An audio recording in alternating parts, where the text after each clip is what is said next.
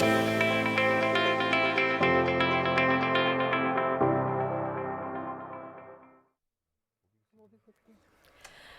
वालेकुम and a very good morning. सुबह पाकिस्तान में मैं हूं आपकी मेज़बान महानूर कुरैशी और मेरे साथ हैं रिजवान अली अहमद। और आप सबको सुबह खैर। सुबह पाकिस्तान में एक नया दिन है और आज बहुत सारे लोगों के लिए हफ्ते का आखिरी दिन है, लेकिन दिन अभी बाकी है। सुबह का आगाज़ है, बड़ी शानदार चमकती दमकती धूप है और सर्दियों की आमद है। बहुत सारे इलाकों में सर्दी भरपूर अंदाज से आ चुकी है, कुछ इलाकों में सर्दी की आमद है और बहुत सारे इलाके ऐसे हैं जो इंतज़ार करते रहते हैं सारा साल के शायद नवंबर के आखिर में या दिसंबर के मिड में कहीं ठंडी हवाएं रुख करें।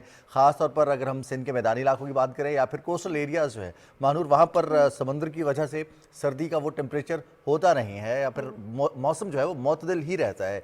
इसलिए बहुत सारी ख्वाहिशात होती हैं, बहुत सारी चाहत होती है कि हम सर्दियों की शॉपिंग करें, सर्दियों के कपड़े पहने। जो सर्दियों में चाय की बैठक होती है या फिर अलाव जलाकर आग जलाकर उसको सेका जाता है, तो फिर ये वाली वो तमाम एक्टिविटीज़ उसको मिस किया जाता है। तो ये तमाम एक्टिविटीज़ करने के लिए आप रुख कर सकते हैं उन एरियाज़ का जहाँ पर सर्दी भरपूर अंदाज में आती है। बिल्कुल जनाब। और अगर आप इस्लामाबाद की मार्केट्स देखें रात को, तो वहाँ पे तो वाकई सर्दी जो है वो आ गई है। उसी तरह हम देख रहे हैं कि अंगीठी जला के और इर्द गिर्द दोस्त बैठे हुए हैं, चाय जो है उससे लुत्फ़अंदोज़ हो रहे हैं, साथ साथ गपशप चल रही है और ये सिलसिला जो है लेट नाइट तक चल रहा होता है। इतना एंजॉय कर रहे होते हैं लोग और उसको देख के मज़ा आता है कि किस तरह हमारे जो एक सोसाइटी है वो सिक्योर है, सेफ है। यहाँ पे लोग मिल के बैठते हैं, एक दूसरे के साथ अपने दुख दर्द शेयर करते हैं, एक दूसरे के साथ एंजॉय करते हैं। और रिजवान, कभी अगर हम रात को 12 या 1 बजे इस्लामाबाद से जा रहे हों अपने घरों की तरफ, तो दिल चाह रहा होता है कि अभी थोड़ी देर रुक जाए, अभी तो रौनक है। हालांकि सर्दियों में ये होता है कि रोड्स खाली हो जाती हैं। इस्लामाबाद के बारे में तो बिल्कुल शुरू में ये मशहूर था कि ख़ासतौर पर जब हम देखते हैं पाकिस्तान सुपर लीग के मैचेस हुआ करते थे और लेट नाइट रिजल्ट आता था, तो बहुत सारे लोग ये असराय मजाक कहते थे कि इस्लामाबाद को रिजल्ट तो सुबह पता चलेगा। लेकिन अब इस्लामाबाद में सोशल एक्टिविटीज़ बहुत ज़्यादा बढ़ गई हैं, बहुत ज़्यादा चेंज आ चुका है और नौजवान नस्ल जो है इससे कबल सोशल मीडिया की वजह से एक सेंसेशन बनी सोशल मीडिया की, बहुत सारे लोगों ने सोशली वहाँ पर कनेक्ट किया। लेकिन अब अल्हम्दुलिल्लाह एक दफ़ा फिर मानूर वो जो सोशल एक्टिविटीज़ हैं वो बहाल हो रही हैं। लोग सोशली एक दूसरे से मिलना पसंद कर रहे हैं, बजाय इसके कि सिर्फ मोबाइल पर या सोशल मीडिया के ज़रिए कनेक्ट किया जाए। अब हाल अहवाल या फिर जो कहते हैं कि मौजूदगी, प्रेजेंस, वो मैटर करती है और जो वाइब्स हैं वो भी मैटर करती हैं। इसलिए मिलना जुलना भी अच्छा है, दोस्तों से मिलना, और ख़ासतौर पर वीकेंड्स के प्लान भी होते हैं और बहुत सारे लोगों के वीकेंड्स के प्लान भी हैं। हमारा भी एक प्लान है, हम आपको बताएंगे हमारा क्या प्लान है। बल्कि जैसे ही फ्राइडे आता है ना, आज के दिन से ही प्लानिंग स्टार्ट हो जाती है कि हमने वीकेंड पे करना क्या है। लेकिन वीकेंड पे करने के लिए बहुत सी चीज़ें, और उनमें से एक चीज़ ये भी है कि हमने क्रिकेट मैच एंजॉय करना है जो कि इतवार को होगा, फाइनल मैच होगा। और अब जब हम बात करते हैं जो सेमीफाइनल हुआ, दूसरा कल सेमीफाइनल हुआ और उसमें हमने देखा कि 5 बार आलमी चैंपियन डबल फिगर में दाखिल हुए, लेकिन अच्छा नमूद, आपसे ये जानना चाहूंगी कि 19 नवंबर को भारत और ऑस्ट्रेलिया फाइनल में आमने सामने होंगे। अब अगर सेमीफाइनल की जो ऑस्ट्रेलिया की मिस्टेक्स हैं उसको आप मद्देनजर रखें, तो भारत को हराने के लिए ऑस्ट्रेलिया को कौन कौन सी अपनी गलतियां हैं जिनसे सीखने की जरूरत है for the final match? Manur, सबसे बड़ी बात तो इसमें समझने की ये है कि ऑस्ट्रेलिया ने कोई गलती नहीं की कल के मैच। बिल्कुल उनकी प्लानिंग के मुताबिक मैच हुआ। देखें, ऑस्ट्रेलिया जो है उसने सिर्फ और सिर्फ स्कोर नहीं बनाया, उसने कंडीशंस को सामने रख के खेला। देखें, अगर ये मैच, अगर ऑस्ट्रेलिया 212 रन का टारगेट देख के अगर वो ये कहते कि जनाब ये स्कोर आराम से बन जाएगा और ओपनर आके आराम से खड़े हों, ट्रेविस जो खेल रहे थे वो स्कोर बना रहे थे, अगर वो आराम से स्कोर बनाते और दरमियान में कहीं बारिश हो जाती, तो आप बताएं ईडन गार्डन में उनकी क्या इज्जत रह जाती। ये इतनी बड़ी टीम लेके बैठे हैं, बड़ा प्लान उन्होंने खेला है और साउथ अफ्रीका इसी प्लानिंग को तोड़ नहीं पाया। अगर वो इस प्लानिंग को तोड़ पाता तो यकीनी तौर पर रिजल्ट कुछ और होता। लेकिन बहुत प्लान खेला और यही होगा अहमदाबाद में भी, क्योंकि ऑस्ट्रेलिया की जो क्रिकेट है उसमें सबसे जो खूबसूरत चीज है, जो भी क्रिकेट शायक है वो समझता है कि ऑस्ट्रेलिया हमेशा गेम प्लान लेकर मैदान में उतरता है। और गेम प्लान का मतलब यही है कि ना सिर्फ आप अपने प्लेयर्स को देखते हैं, अपने बैटर्स को देखते हैं और उसके बाद कंडीशन, और उसके साथ साथ कंडीशंस को देखा जाता है। एज है इंडिया को, एज है जो हम पिछले भी मैचों में बात करते थे, बल्कि रिजवान इस बात पे मुस्कुराएंगे कि और हर तरह की कंडीशन का वो फायदा जो है इंडियन टीम उठा रही, चाहे पिच का फायदा हो या वेदर का फायदा हो या पिच पे रोलर ज्यादा फेरने का फायदा हो, होम سر نمود آپ نے گیم پلان کی بات کیا تو اب ذرا کھیل کی طرف آتے ہیں اور فٹ بال کی بات کرتے ہیں. کل پاکستان اور سعودی عرب ورلڈ کپ کوالیفائر 2 میں آمنے سامنے تھے, تو اس میں سعودی عربیہ نے کو 4-0 سے ہرا دیا ہے. پاکستان کی ٹیم کوئی گول نہیں کر سکی. 6 منٹ سے آغاز ہوا اور پہلے ہاف میں مقابلہ 1-0 سے سعودی عرب کے حمایت میں تھا اور سعودی عرب نے اس پہ برتری برقرار رکھی. دوسرے ہاف میں مزید 3 گول کیے سعودی عرب نے, لیکن نمود 4-0 ورلڈ کپ کوالیفائر. پاکستان وہ ٹیم جس نے کبھی ورلڈ کپ کے لیے کوالیفائی نہیں کیا. سعودی عرب کی ٹیم جو کہ اس سے قبل ورلڈ کپ کھیل چکی ہے, انٹرنیشنل پلیئرز ہیں, پہچان رکھتے ہیں, انفراسٹرکچر بہت بہتر ہے, عالمی شہرت یافتہ فٹ بالرز اب سعودی لیگز کھیل رہے ہیں, ایکسپیرینس ہے.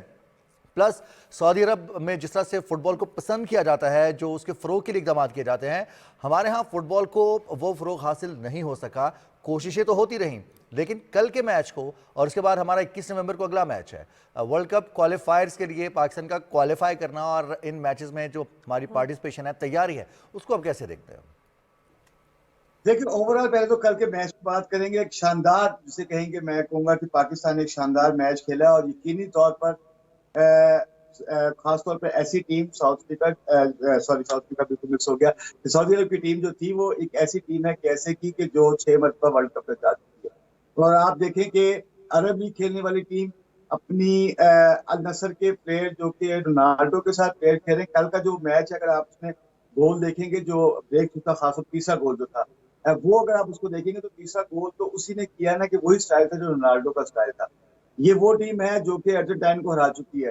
پاکستان کا کسا مقابلہ تھا. اگر آپ کل جو ہم میچ دیکھ رہے تھے تو کانسٹنٹائن جو ہمارے کوچ تھے وہ پہلے ہاف تک بہت خوش تھے کہ ہم ایک گول نیچے ہیں, اور ایک گول نیچے ہونے کا مطلب یہ تھا کہ آپ ورلڈ رینکنگ میں 56 نمبر کی ٹیم کا مقابلہ 190 رینکنگ کی ٹیم کر رہی ہے اور ان کو اس طرح روک کے رکھا ہوا ہے نا. آخری جو ہمارا مقابلہ اگر اس سے ٹی ایس اے سے ہوا ہے, سعودی عرب سے ہوا ہے, وہ ہمارا 1978 میں آفیشیل میچ ہوا ہے جس میں ہم نے 6 گولوں کے فرق سے ہم یہ میچ ہارے تھے.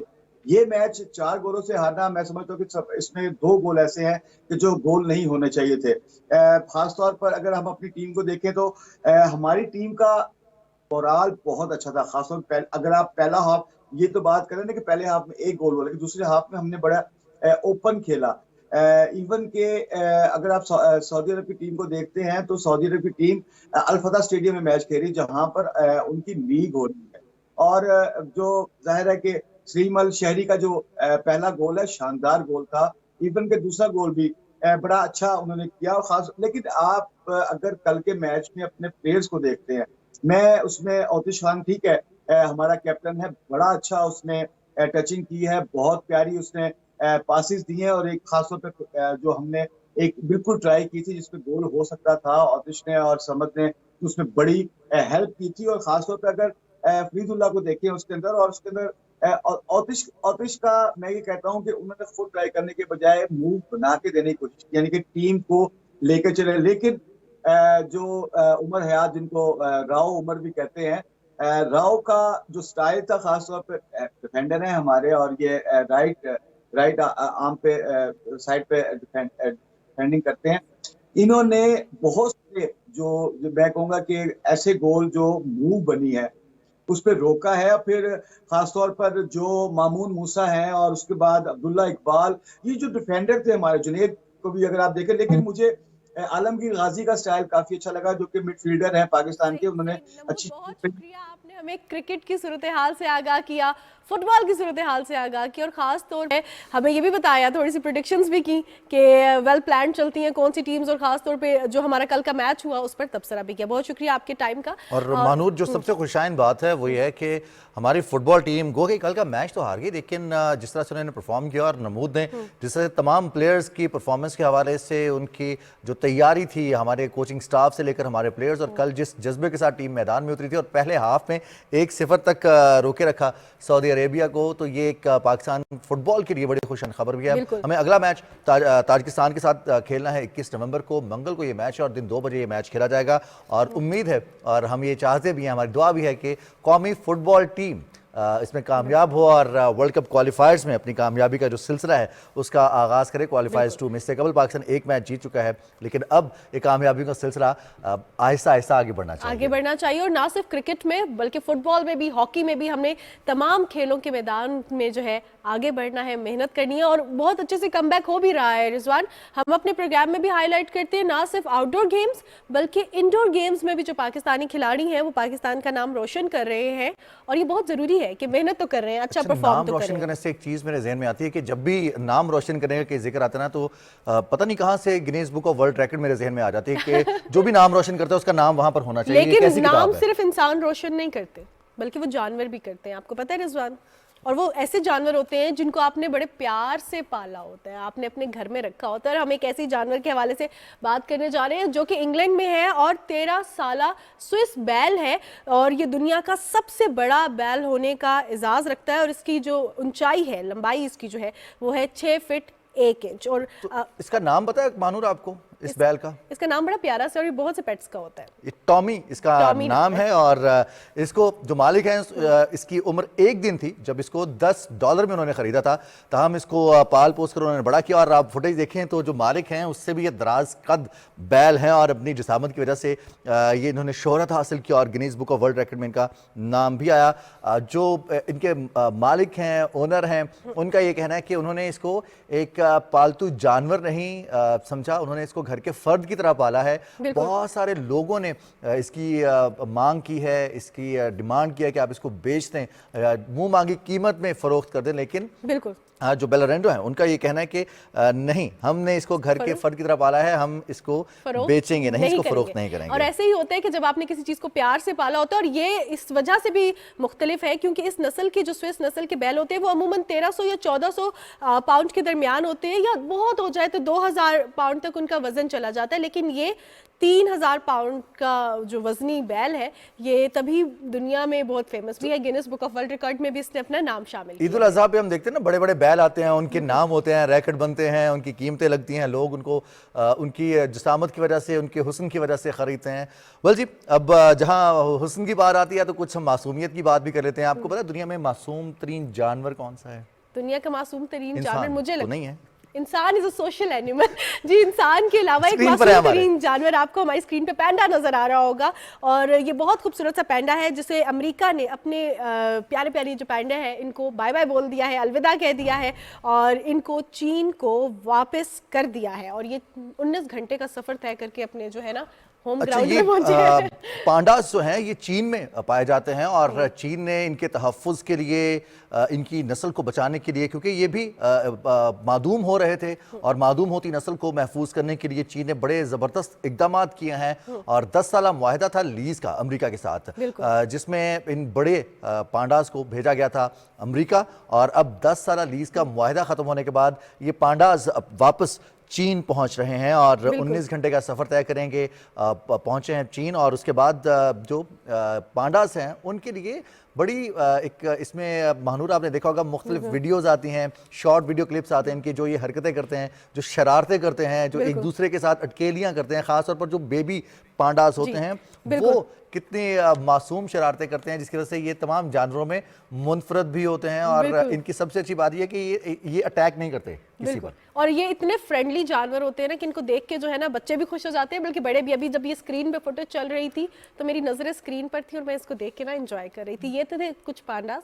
ये थी हमने बात की बैल की, ये सारे वो चीज़ें हैं जिनको आप प्यार से पालते हैं। लेकिन रिजवान, सिर्फ हम जानवरों को प्यार से नहीं पालते बल्कि हमारी कुछ और चीज़ें भी होती हैं, उसके हवाले से भी बात करेंगे। लेकिन अब ज़रा बात करते हैं पाकिस्तान की सियासी सूरत हाल। जैसे ही हमें पता चला है और अनाउंस होगी इलेक्शन की डेट 8 फरवरी, तब से इंतखाबी मुहिम तेज़ी से जारी है। 2 main prominent parties, Muslim league Noon and peoples party Pakistan, आमने सामने हैं, बयानबाजी भी चल रही है और अपना टारगेट भी सेट कर रही है। पाकिस्तान मुस्लिम लीग नून बलोचिस्तान के बाद अब जनूब جنوبی پنجاب پر نظریں جمائے ہوئے ہے اور مسلم لیگ نون نے بلوچستان اور سینٹرل پنجاب کے بعد جنوبی پنجاب سے اکثریت حاصل کرنے کا پلان بھی مرتب کر لیا ہے. اچھا، اس موقع پر جو ملاقاتوں کا سلسلہ ہے وہ بھی جاری ہے.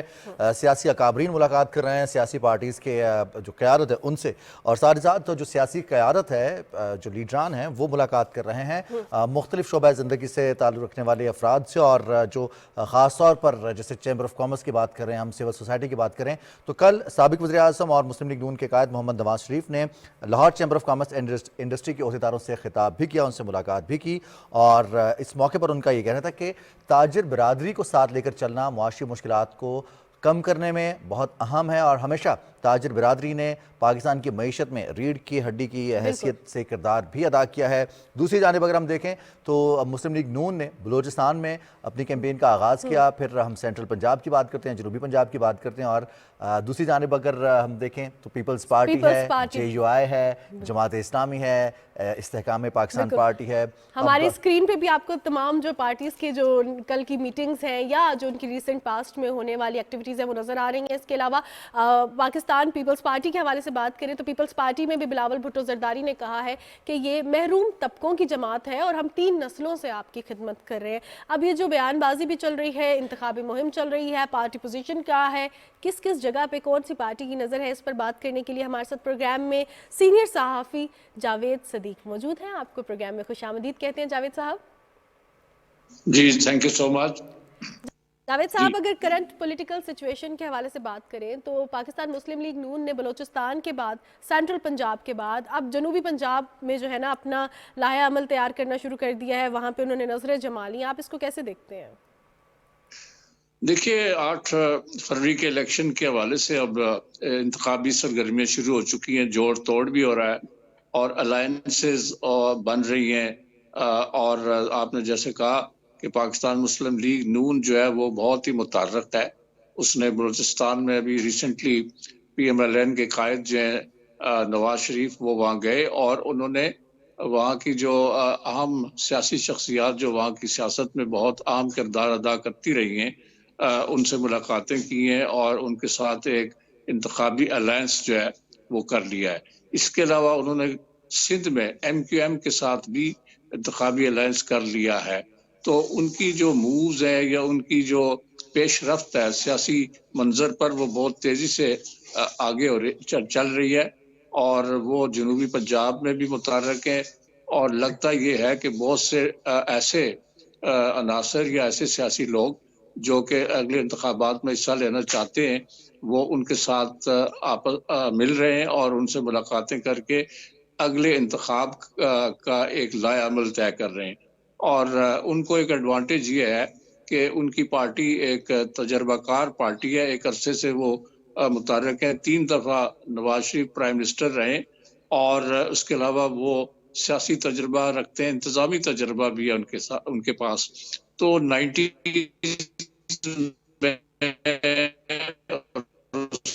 کے بعد چلائی ہے تو پاکستان کی جو مختلف مسائل ہیں جن میں سیاسی مسائل ہیں، سماجی مسائل ہیں اور خاص طور پر معاشی مسائل جو اس وقت پاکستان کو سخت پریشانی میں مبتلا کیے ہوئے ہیں ان کے حل کے لیے وہ کوشاں ہیں.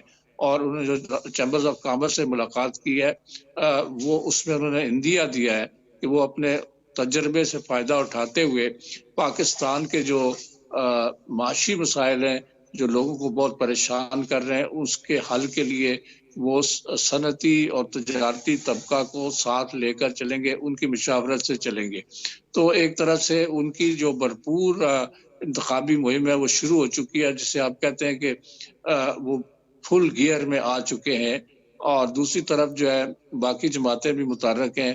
ایبٹ آباد میں بلاول بھٹو نے کل ایک خاصا بڑا جلسہ کیا ہے اور اس میں بہت سی باتیں بھی انہوں نے کی ہیں، تو وہ بھی متحرک ہیں اور خود پرائم منسٹر بننے کے امیدوار ہیں بلاول بھٹو صاحب. اس کے علاوہ JUI کے مولانا فضل الرحمان، جماعت اسلامی کے امیر جو ہیں وہ سراج الحق صاحب وہ بھی متحرک ہیں اور وہ پارٹی میٹنگز انہوں نے شروع کر دی ہیں. تو ایک طرح سے ہمیں لگ رہا ہے کہ پاکستان میں سیاسی انتخابی عمل کا جو سلسلہ ہے وہ تیز ہو رہا ہے اور شدت آ رہی ہے اس کے اندر، اور الائنسز بن رہی ہیں. استحکام پاکستان پارٹی ہے जो एक नई पार्टी है वो भी मुतहर्रिक है, वो भी नई शख्सियात और नए चेहरों को पार्टी में शामिल करने के लिए बहुत ही ज़्यादा कोशिशें कर रही है। जी जावेद सदीक साहब, हम देख रहे हैं कि अपने मुस्लिम लीग नून की इंतखाबी हिकमत अमली की बात की, पीपल्स पार्टी की, सहकाब पाकिस्तान पार्टी की, उनके अपने अपने प्लान्स का आगाज़ कर दिया है। तकरीबन मंशूर भी अब पेश करना शुरू कर दिए गए, आवाम के सामने मंशूर आ रहे हैं। लेकिन यहाँ पर जो सबसे अहम सवाल है कि वोटर्स को इंगेज करना, सियासी पार्टीज अपने अलायंसेस की वजह से इंगेज करेंगी वोटर्स को, या फिर अपनी कारकर्दगी की बुनियाद पर जो कारकर्दगी उन्होंने पेश की है, जब भी उन्हें मौका मिला है, जहां भी मौका मिला है, चाहे वो सूबे में हो, चाहे वो फेडरल कैपिटल में हो, उनको मरकज़ में मौका मिला हो, तो कारकर्दगी यहाँ पर। और अब के जब हम देख रहे हैं इलेक्शंस में बहुत बड़ी तादाद में नौजवान वोटर्स भी हैं, वो क्वेश्चन भी करते हैं, वो कारकर्दगी के हवाले से भी जानते हैं, वेल अवेयर भी हैं। तो इस हवाले से क्या कहेंगे कि इस मरतबा सियासी पार्टीज़ को भी चैलेंज होगा कि इंतखाबात में वोटर्स को कैसे इंगेज करना है? बहुत बड़ा चैलेंज है। मैं समझता हूं कि जो आपने बात की है नौजवान वोटर्स की, तो बहुत बड़ी तादाद में करोड़ों के हिसाब से नए वोटर्स जो हैं वो शामिल हुए हैं वोटर लिस्टों के अंदर। वो पढ़े लिखे हैं और सियासी और समाजी शऊर रखते हैं, और वो यकीनन एक बड़ी तब्दीली लाएंगे। और वो देख रहे हैं कि कौन सी पार्टी माजी में क्या करती रही है। उनका जो आपने कहा कारकर्दगी, वो उस परफॉर्मेंस को ज़रूर पेश नज़र रखेंगे। और नौजवानों के मसाइल जो हैं वो पुराने दौर के मसाइल से मुख्तलिफ हैं।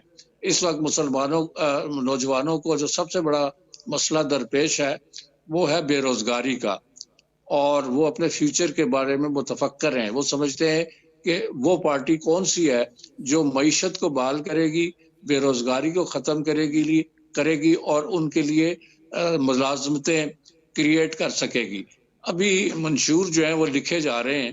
पाकिस्तान मुस्लिम लीग नून ने अपनी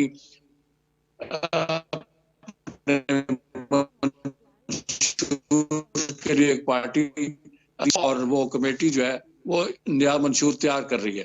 पीपल्स पार्टी भी अपनी पुरानी जो उनकी रोटी कपड़ा और मकान एक उनका नारा था, जो जुल्फ़िकार अली भुट्टो जो पार्टी के बानी है उन्होंने वो नारा दिया था। बिलावल भुट्टो भी यही अब उसी को रीहैश करके या उसको असर नो एक नई शक्ल दे के सामने लाना चाहते हैं। वो कहते हैं कि हमारा हदफ जो है वो गरीब लोगों को रिलीफ फ्राहम करना है, और खास तौर जावेद साहब, अगर हम बात करें पाकिस्तान पीपल्स पार्टी की, तो आपने बताया कि रोटी कपड़ा और मकान उनका मंशूर है। इसी तरह पाकिस्तान मुस्लिम लीग नून ने भी एक मौशी प्लान के हवाले से कल मियां मोहम्मद नवाज शरीफ ने बात की। आपको लगता है कि अब ये दोनों पार्टीज जो हैं ये बड़ी तैयारी के साथ सामने आ रही हैं? जिस तरह अभी आपने बात की कि मंशूर पर काम जारी है, तो अब आवाम के लिए मसाइल भी डिफरेंट हैं, तो अब आपको क्या लग रहा है कि कौन सी पार्टी की हिकमत अमली ज़्यादा बेहतर चल रही है अवामी मसाइल को टैकल करने के लिए, यूथ के मसाइल को और ये जो मॉडर्न डे प्रॉब्लम्स हैं इनको टैकल करने के लिए? एक छोटा सा कमेंट चाहिए आपका। देखिए, मैं समझता हूँ कि दोनों जमातों को एहसास जरूर है कि उनका वोटर जो है वो माजी के मुकाबले में ताज़ा दम नौजवान वोटर है और उसको मुखातिब कर रहे हैं, और उसके लिए ज़रूरी है कि इन नौजवानों के मसाइल जो है उनको पेश नज़र रख के वो अपना मंशूर तैयार करें। ख़ास तौर पर PMLN जो है उसकी जो मंशूर कमेटी है उसके सामने ये बात है और ये हकीकत है कि नौजवानों के मसाइल को किस तरह हल किया जाए, उनकी तालीम और उनके मुस्तकबिल के हवाले से। नौजवान जानते हैं, नौजवान अपने जो सियासत के बारे में आप जानते हैं, वहाँ पर सियासी पार्टीज भी जानती हैं कि मसाइल को कैसे हल कर रहे हैं, मसाइल को कैसे एड्रेस कर रहे हैं। जावेद सदीक साहब, बहुत बहुत शुक्रिया, आपने वक्त दिया। सुबह पाकिस्तान की सियासी सूरत हाल जो लम्हा लम्हा बदल रही है, हिकमत अमली बन रही है और बेहतर होती जा रही है। और अब कुछ बात करते हैं हम, कुछ आप पहले बात करी थी गाड़ियों की बात करी थी, और हम जब बात करते हैं गाड़ी की, तो आपने देखा होगा रिजवान, गाड़ियों को लोग इतने प्यार से रखते हैं जैसे अपने बच्चों को रखा होता है। और अब हम बात करते हैं जो स्क्रीन पे बड़ी जबरदस्त सी रेड कलर की फरारी नजर आ रही है, फरारी की जो है फरोख्त हुई है, और ये फरारी है जी कितनी पुरानी? ये फरारी जिसके हवाले से कहा जा रहा है कि ये एक ऐसी फरारी है जो कि अपनी एक तारीख भी रखती है। इसके विंटेज कार अगर इसको कहा जाए तो ये गलत नहीं होगा। 1962 की है, और अगर हम कुल मिलाएं तो तकरीबन 61 साल पुरानी ये गाड़ी है। और अगर आप इसकी चमक दमक देखें, आप इसकी शान और शौकत देखें, जो इसके ऊपर नंबर सामने नजर आ रहा है, जो इसकी ड्राइव है उतनी ही स्मूथ है जितनी एक ब्रांड न्यू کار کی ہوتی ہے، لیکن اس سے بھی ذرا حیران کن بات یہ ہے کہ یہ جس قیمت میں فروخت ہوئی ہے مانو وہ انتہائی مہنگی 5 کروڑ ڈالرز میں یہ فروخت ہوئی ہے، لہٰذا جو اس کی یونیکنیس ہے میرا خیال ہے اس کی قیمت ادا کر دی گئی، لیکن وہ کہتے ہیں شوق کی کوئی قیمت نہیں ہوتی، جس نے یہ گاڑی کو خریدا ہے اس نے صرف گاڑی کی قیمت دی ہے، اپنے شوق کی قیمت دی ہے، لیکن شوق تو پھر انمول ہوتا ہے۔ بالکل جناب، وہ کہتے ہیں نا کہ شوق دا کوئی مول نہیں پنجابی میں، تو اسی طرح جو ونٹیج کارز ہوتی ہیں یہ بہت مہنگی بھی ہوتی ہیں، ان کو بہت پیار سے رکھا بھی جاتا ہے، ان کی مینٹیننس بھی بہت زیادہ ایکسپینسو ہوتی ہے۔ اور اب اگر ہم بات کرتے ہیں مینٹیننس کے حوالے سے، مہنگائی کے حوالے سے، تو کبھی آپ نے سنا ہے کہ کوئی راتوں رات امیر ہو گئے؟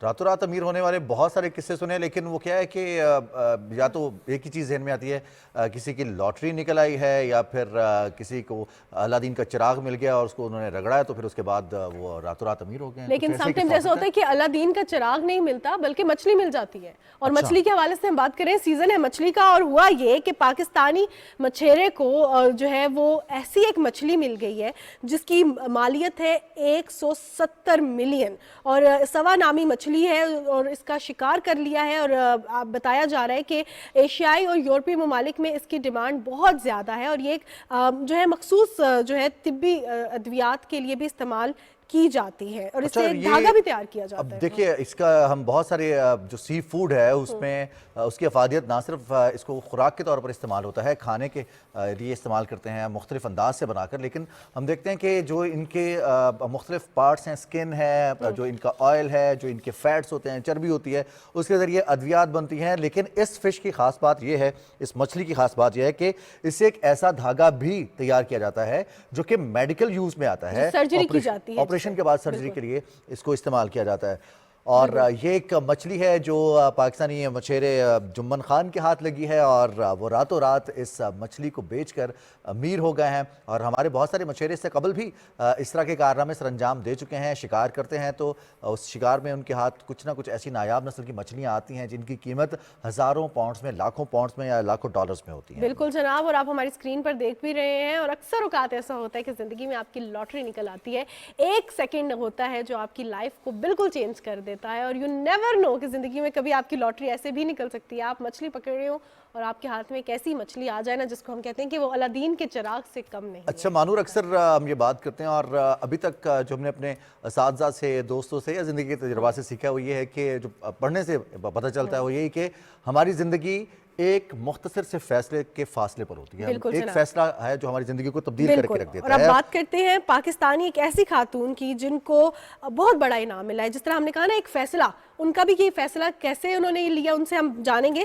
گلوبل ٹیچر ایوارڈ 2023 انہوں نے اپنے نام کر لیا ہے، اور ان کا تعلق پاکستان کے شہر گجرانوالہ سے ہے، اور یہ بہترین ٹیچر جانی جاتی ہیں، اور انہوں نے نہ صرف یہ ایوارڈ اپنے نام حاصل کیا ہے بلکہ ان کو $10 لاکھ کا عالمی ٹیچرز کا پرائز بھی ملا ہے 2023 میں، and we are so honoured کہ آج وہ ہمارے ساتھ موجود ہوں گے۔ سسٹر زیف ہمارے پروگرام میں تشریف فرمائے ہیں۔ السلام علیکم سسٹر زیف، آپ کو بہت بہت مبارک ہو، اور کیسا لگ رہا ہے پاکستان کے لیے؟ اپنی ایک پرسنل کامیابی بھی ہے، لیکن چونکہ عالمی ایوارڈ ہے، پاکستان کو ریپرزینٹ کیا ہے آپ نے، تعلیم کے میدان میں ریپرزینٹ کیا ہے، تو کتنی بڑی اچیومنٹ ہے یہ آپ کے لیے؟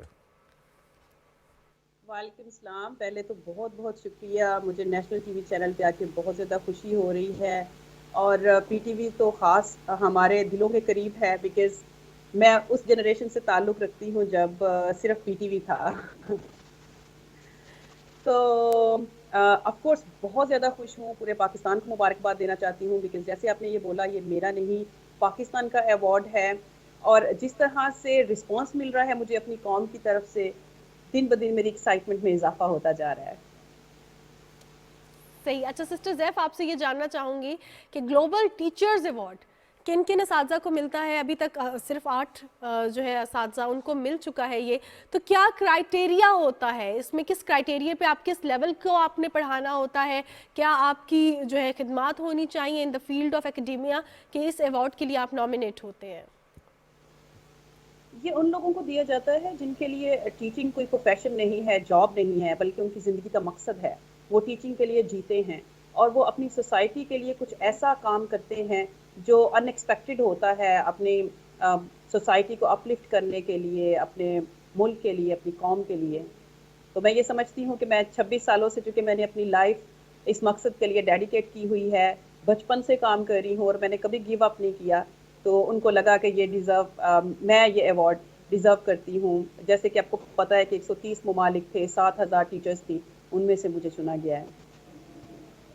سسٹر زیف, جو علم سے زندگی بنتی ہے, جنت بھی جہنم بھی, اب آپ اس پیشے سے, اس شعبے سے وابستہ ہوئی ہیں, اور جیسا کہ آپ نے کہا کہ آپ کا شوق ہے ڈیڈیکیشن کے ساتھ, تو طلباء کو اکثر جب اساتذہ ڈانٹتے ہیں تو ان کے لیے ہوتا ہے کہ استاد تو شاید ہمارے پیچھے ہی پڑ گئے ہیں, پتہ نہیں ہم سے کیا ان کو ایسی مخاصمت ہے کہ ہمارے ہی پیچھے پڑے رہتے ہیں, ہم سے ہی سوال کرتے ہیں, ہمیں ہی ڈانٹتے ہیں, ہم اتنی محنت کرتے ہیں پھر بھی یہ ہم سے خوش نہیں ہوتے.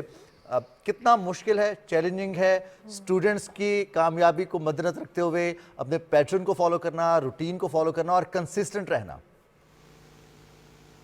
پہلی بات تو یہ ہے کہ میں نے 13 سال کی عمر میں اپنے گھر کے صحن میں اسکول کا آغاز کیا تھا, اور اسی مقصد کے ساتھ کیا تھا کہ میں نے کبھی کسی بچے کو ڈانٹنا نہیں ہے, اس کو ڈس رسپیکٹ نہیں کرنا, اور بچوں کی جو کوالٹیز ہیں یا ان کی جو پرسنالٹی ہے اس کو ویلیو کرنا ہے.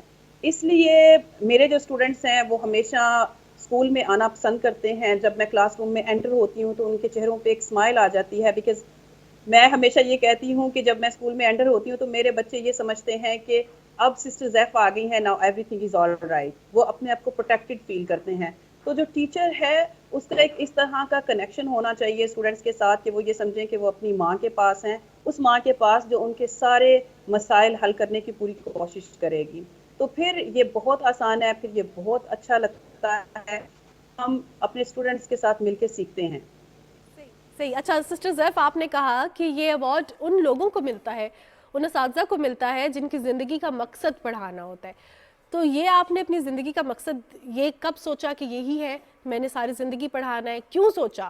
کیا بچپن سے شوق تھا ٹیچنگ کا, یا آپ کو لگا کہ پاکستان میں ضرورت ہے ٹیچرز کی؟ کیوں آپ کے جو ہے مائنڈ میں یہ آئیڈیا آیا کہ میں نے اب اپنی ساری زندگی پڑھانا ہے؟ میں 7ویں کلاس میں تھی 13 سال کی عمر میں, 1997 کی بات ہے. میں اپنے ٹیچر کے رویے سے بہت زیادہ تنگ تھی, مارتی تھی, بہت زیادہ ڈس رسپیکٹ کرتی تھی. تو میں نے یہ سوچ کے اسکول چھوڑ دیا کہ اب میں نے کسی اسکول میں نہیں جانا. میں نے دیکھا کہ اب میں کون سے اسکول میں جا سکتی ہوں جہاں پہ بچوں کو پیار کیا جائے اور ان کو سیکھنے کے مواقع دیے جائیں, ایکول اپرچونٹیز ہوں. مجھے کوئی ٹیچر نظر نہیں آیا, کوئی اسکول نظر نہیں آیا, تو میں نے سوچا کہ میں اپنا خود ہی اسکول بنا لیتی ہوں. سو میں نے اپنے گھر کے صحن میں چند بچوں کے ساتھ اسکول کا آغاز کیا.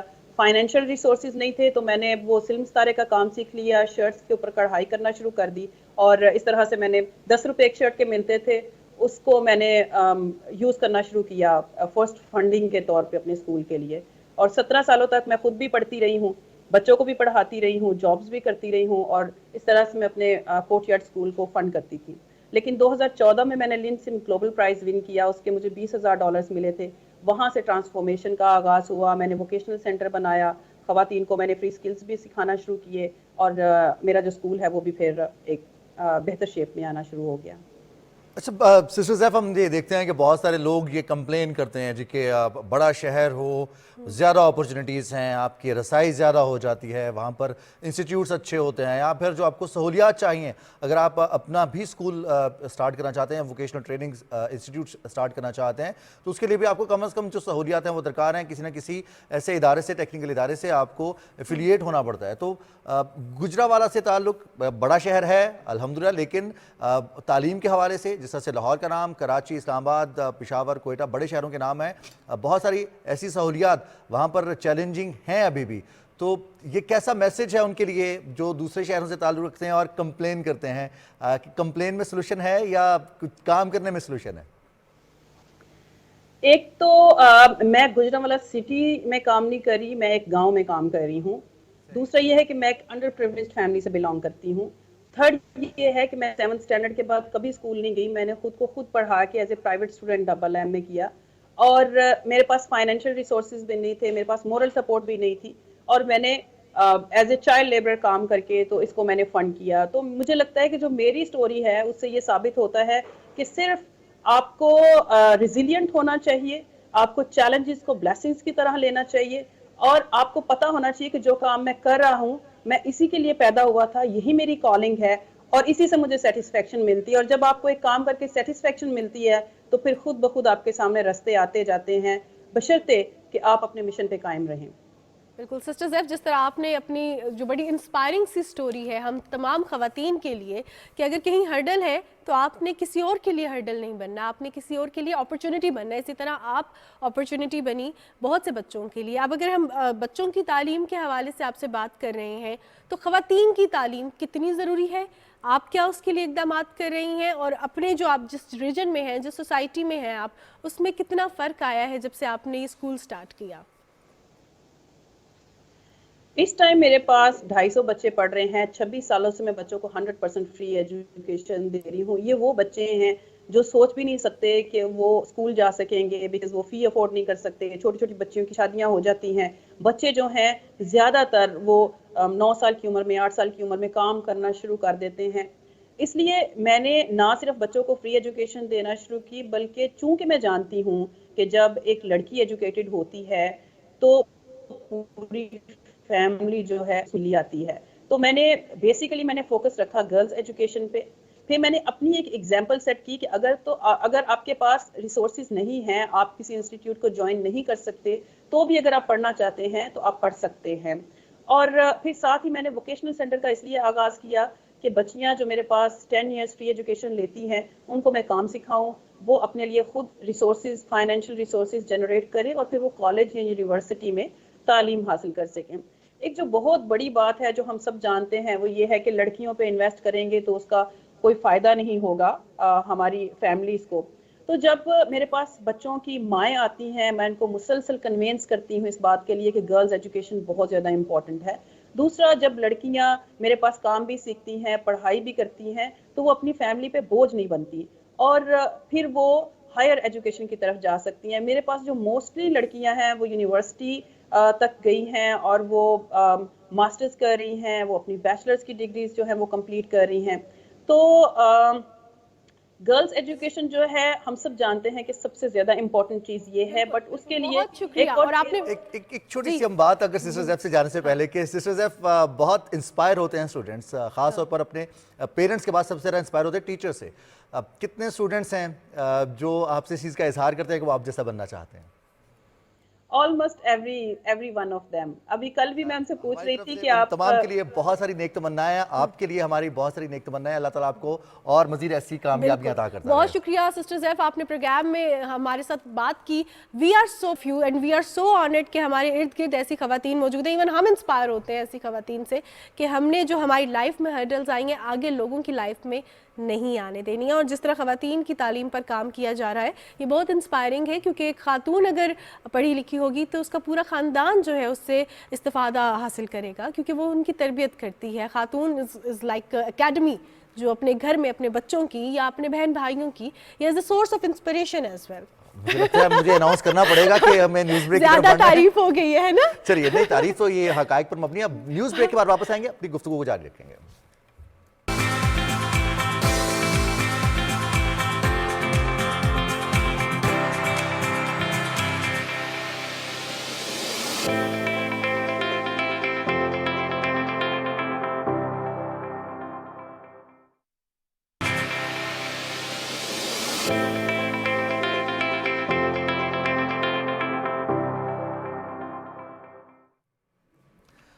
जी, न्यूज़ ब्रेक के बाद वापस आए हैं और आपको एक दफ़ा फिर खुशामदीद कहते हैं सुबह पाकिस्तान में। और बहुत ही इंटरेस्टिंग सी न्यूज़ और इंटरेस्टिंग न्यूज़ के साथ साथ कुछ सियासी डेवलपमेंट पर हमने बात की है।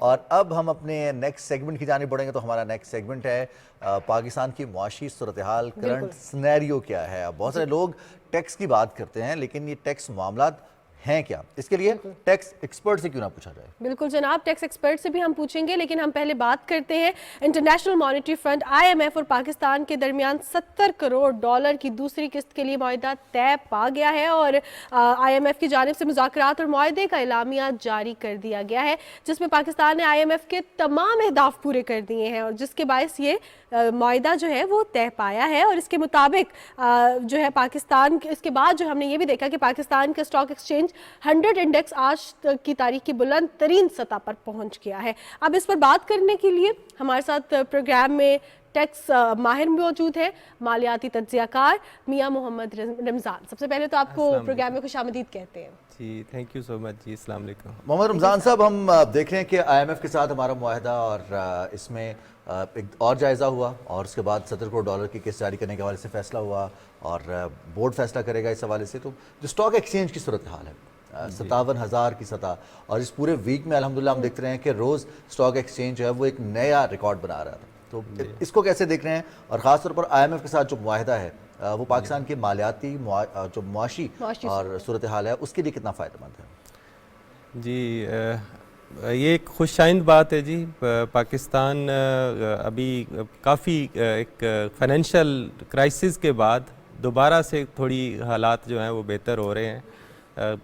پچھلے 2-3 سالوں سے اسپیشلی ڈکلائننگ فیز میں تھے ہم، اور اسپیشلی IMF کے ساتھ جو معاملات تھے اس میں جو گورنمنٹس تھیں ان کے بھی کچھ معاملات تھے، کیونکہ گورنمنٹ چلانے کے لیے جو بھی چیزیں پاکستان میں چلتی رہی ہیں اسپیشلی IMF کے حوالے سے ہم اپنی کمٹمنٹس جو ہے وہ پوری نہیں کر رہے تھے، جس کی وجہ سے IMF کی جو لون ایگریمنٹس تھے پریویسلی وہ بھی افیکٹ ہوئے.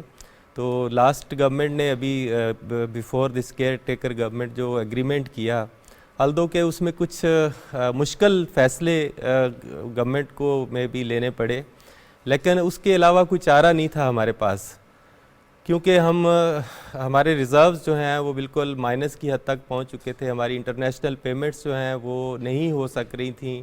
ہماری امپورٹس جو ہیں ایون نیسیسری آئٹمس کی جو ہیں وہ بھی بند ہو چکی تھی. ہم ایون فیول خریدنے کے لیے جو پیسے چاہیے وہ بھی نہیں دے سک رہے تھے.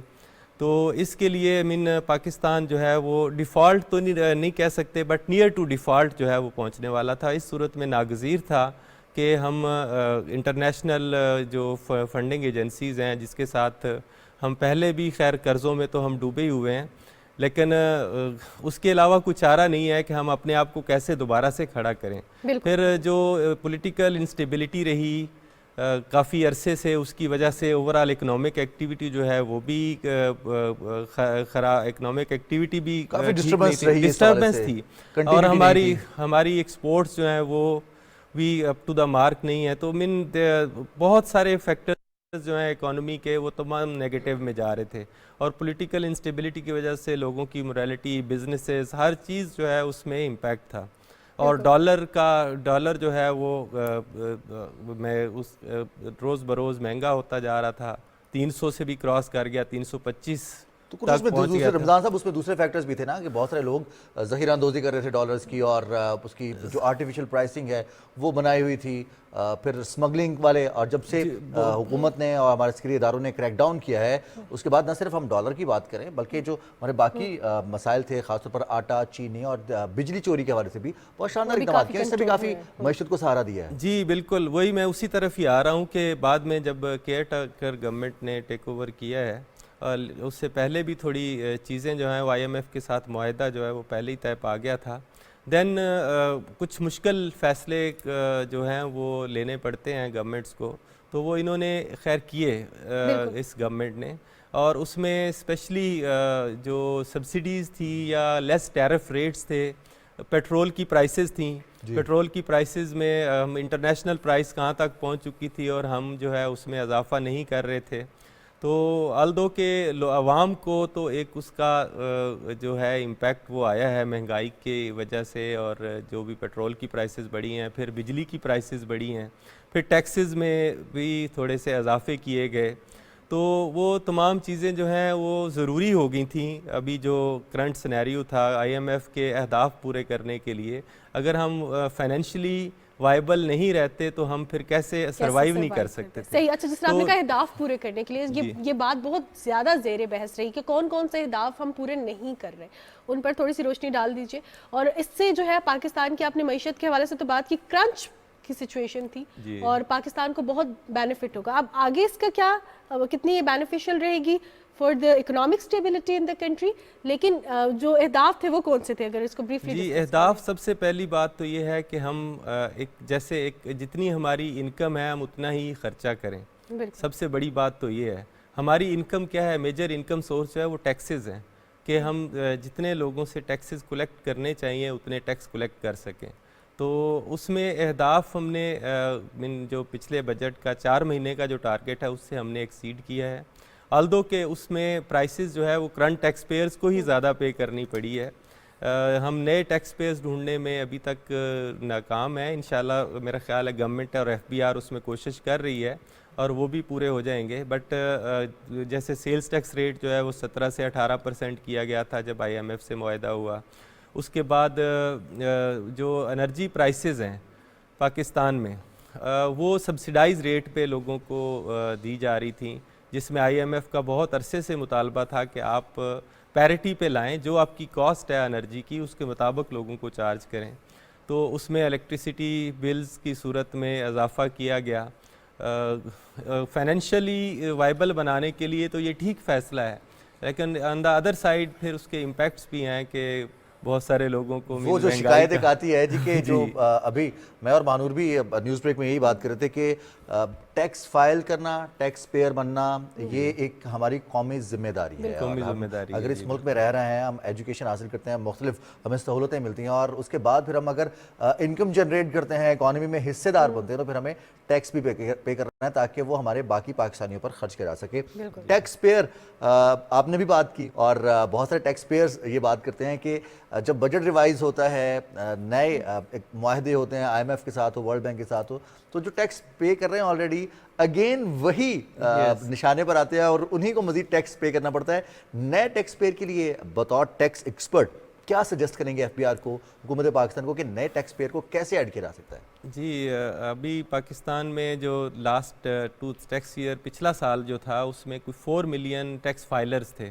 ہم ٹیکس پیئر اور ٹیکس فائلرز کا ڈفرینس پہلے سمجھتے ہیں. ٹیکس پیئر تو تقریباً ساری قوم ہے ہماری.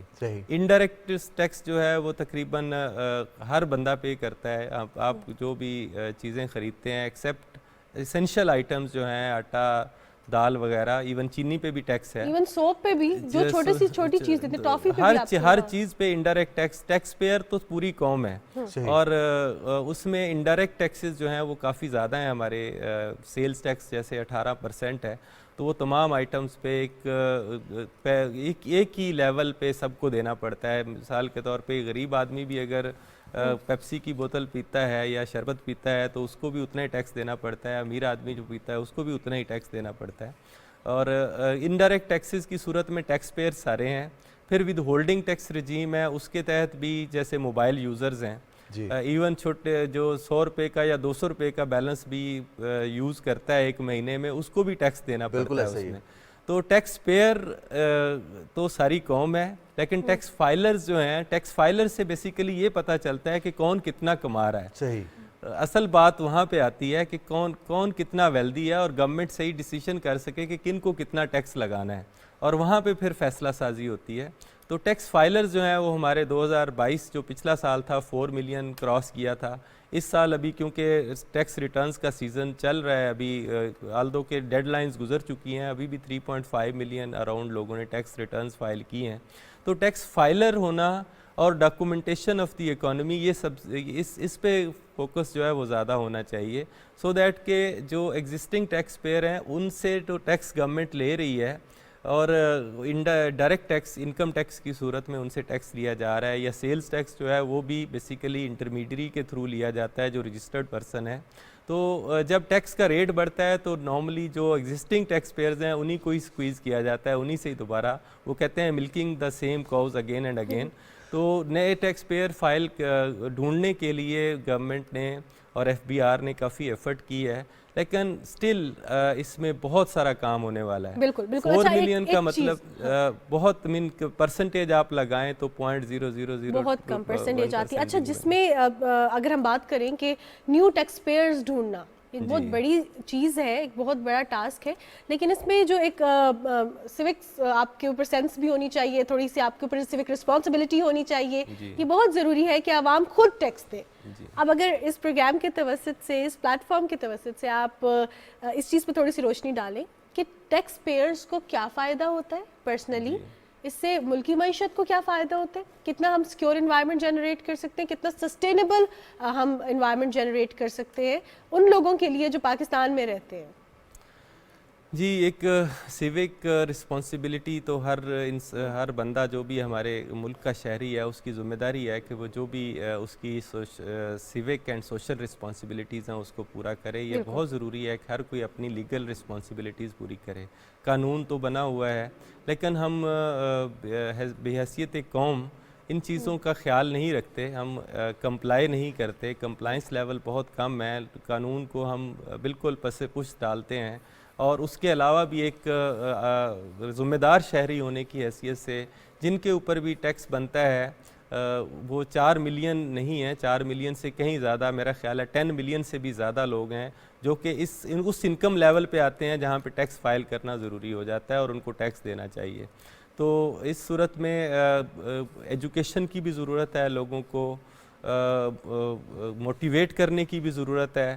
اور سب سے بڑی بات یہ ہے کہ جو ایگزسٹنگ ٹیکس پیئرز ہیں ان کے ساتھ اچھا سلوک کرنے کی بھی ضرورت ہے. جو ادارے ہیں ہمارے وہ اکثر بات ہوتی ہے کہ جو ٹیکس دے رہے ہیں ان کو پھر نوٹسز کا سامنا بھی کرنا پڑتا ہے, FBR کے آفیشلز کی, باقی ہراسمنٹ جو ہے وہ بھی سم ٹائمز فیس کرنا پڑتی ہے. تو ان سے ڈر کے جو دوسرے جو باہر out of net taxpayers ہیں جو ٹیکس دینا چاہیے جن کو یا بزنس کر رہے ہیں وہ اس خوف کی وجہ سے نہیں آتے. تو ایگزسٹنگ ٹیکس پیئرز کے ساتھ اچھا اگر سلوک کیا جائے, ان کو موٹیویٹ کیا جائے, ان کو پریویلیجز زیادہ دی جائیں تو ہو سکتا ہے ایلیور ہو کے جو ٹیکس نیٹ سے باہر لوگ ہیں وہ بھی اس کے اندر آ جائیں. اور دوسرا انفورسمنٹ ہے, انفورسمنٹ کے لیے FBR کی کیپیسٹی جو ہے وہ بڑھانے کی ضرورت ہے. جو اس میں براڈننگ آف ٹیکس بیس کا ان کا ونگ ہے اس میں اور زیادہ اس کی کیپیسٹی بڑھانے کی ضرورت ہے. پھر ڈیجیٹلائزیشن ہے, ابھی آٹومیشن بہت ساری چیزوں کی ہو چکی ہے, تمام ڈیٹا جو ہے اویلیبل ہے, نادرا کا ریکارڈ ہے, تمام باقی ادارے جو ہیں وہ بھی ڈیجیٹلائزیشن کی طرف جا رہے ہیں. تو بہت سارے ود ہولڈنگ رجیم کے ذریعے جو ٹیکسز کی آئیڈینٹیفیکیشن ہے وہ ہو رہی ہے, انٹرنیشنل پیمنٹس جو کرتے ہیں کریڈٹ کارڈ کے ذریعے کرتے ہیں وہ بھی ہو رہی ہے. تو اس میں ڈیجیٹلائزیشن کا جو ڈیٹا ہے وہ ابھی انف ہے, کافی ہے, اس کو اگر یوٹیلائز کرتے ہوئے FBR جو ہے وہ تھوڑا سا فردر کام کرے اس میں تو ہم ٹیکس نیٹ کو بہت زیادہ نمبرات بھی تو دی ہیں نا کہ اگر آپ پلاسٹک منی استعمال کرتے ہیں, آپ اپنے کریڈٹ کارڈ سے یا اپنے ڈیبٹ کارڈ سے پیمنٹ کرتے ہیں تو اس میں آپ کا جو ٹیکس پیمنٹ ہے وہ شاید 17% سے 5% ہے اور وہ کم ہے. اس میں بینکنگ چینلز کتنا کردار ادا کر سکتے ہیں, جو بھی کما رہا ہے, بینک اکاؤنٹس تو ہیں سب کے, لیکن رمضان صاحب کون سے فیئرز ہیں جو جڑے ہوئے ہیں کہ اگر ہم اپنا جو کمائی ہے وہ حکومت کو بتا دیں گے تو ہمیں مختلف مسائل کا سامنا کرنا پڑ سکتا ہے, ہمیں ٹیکس دینا پڑے گا, پیسے تو اتنے ہی جائیں گے, ڈائریکٹ ٹیکس دیں گے یا انڈائریکٹ ٹیکس دیں گے, پیمنٹ تو آپ کو کرنی ہے. بلکہ even if you are not filer تو آپ کو زیادہ پے کرنا پڑ رہا ہے. جی بالکل, وہ میں نے بتایا ہے کہ کچھ رویہ ہمارے اداروں کا ایسا رہا ہے, الدو کہ اس میں بھی کافی ساری امپروومنٹ ہے اب, کہ ایگزسٹنگ ٹیکس پیئرز کی ہراسمنٹ دیکھتے ہوئے کہ یہ جو ٹیکس ایک مسکنسیپشن بھی ہے, ایک ٹرسٹ ڈیفیسٹ بھی ہے بیسیکلی, لوگ خام خواہ کا ایک خوف جو ہے وہ لوگوں کے اندر ہے FBR کا کہ اگر ہم ٹیکس دے دیا اور ایک دفعہ ہم نے ڈاکومنٹیشن اور فائلنگ کر دی تو اس کے بعد ہمیں نوٹس آئے گا, پھر ہمیں تمام سب کچھ بتانا پڑے گا, اور اس میں بھی لوگ پھر ظاہر ہے چھپاتے بھی ہیں بہت کچھ. تو اس فیئر کی وجہ سے لوگ جو ہیں وہ ٹیکس نیٹ میں نہیں آتے ہیں. تو اس کے فائدے ڈیفینیٹلی ہیں, آپ اگر فائلر بنتے ہیں تو بہت سارے ود ہولڈنگ ٹیکسز, جیسے بینک سے پیسے نکلوانے والی بات ہے, اگر نان فائلر ہوگا تو اس کے اوپر زیادہ ٹیکس ہوگا. ایون کوئی کریڈٹ کارڈ سے کوئی انٹرنیشنل پیمنٹ کرتا ہے تو اس کے اوپر نان فائلر ہے, زیادہ ٹیکس ہے. ایون کوئی اگر کسی شادی کرتا ہے, فنکشن کرتا ہے, اس میں اگر نان فائلر ہے تو اس کے اوپر گاڑی کے اوپر تو بہت زیادہ ڈفرینس ہے. آپ کھانا کھانے جاتے ہیں ریسٹورینٹ میں, اس میں اگر آپ کریڈٹ کارڈ کے ذریعے پیمنٹ کرتے ہیں, ڈیجیٹل منی یوز کرتے ہیں تو اس میں زیادہ بینیفٹ ہے, 5% ٹیکس ہے, ادروائز 15% ہے. تو اس لیے ڈیجیٹلائزیشن کو تھوڑا پروموٹ کرنے کے لیے اس طرح کے سٹیپس لینے چاہیے گورنمنٹ کو, جس سے ہم ٹیکس فائلر جو ہیں وہ زیادہ بڑھا سکیں. میاں محمد رمضان صاحب بہت شکریہ اور بہت قیمتی گفتگو, اور خاص طور پر ٹیکس کے حوالے. مانور بھی ٹیکس فائل کرنا چاہتی ہیں اور مانور نے ٹیکس فائل کیا اور اس میں جو ایک ہرڈل چھوٹی سی آتی ہے, I'm a filer, Rizwan. I know, آپ I am a filer. آپ میری جو ہے کیا چاہتے ہیں, میری کیا 18% ڈیڈکشن ہو؟ نہیں, آپ فائلر ہیں اور الحمدللہ ہم سب فائلر ہیں. اور اس کی ریزن جو ہے وہ یہ کہ ایک چھوٹا سا ہرڈل, جیسے رمضان صاحب بھی بتا رہے تھے کہ ہمیں اب اگر ہم ٹیکس فائل کرتے ہیں تو ہمیں ای میل یا نوٹس موصول ہوتا ہے کہ آپ اپنے گزشتہ برس کے ٹیکس جو ہے وہ بھی فائل کریں, ان اپنے ایسٹس بتائیں کہ آپ نے کتنی انکم جنریٹ کیا اور اس کے اوپر آپ نے کتنا ٹیکس پے کیا ہے.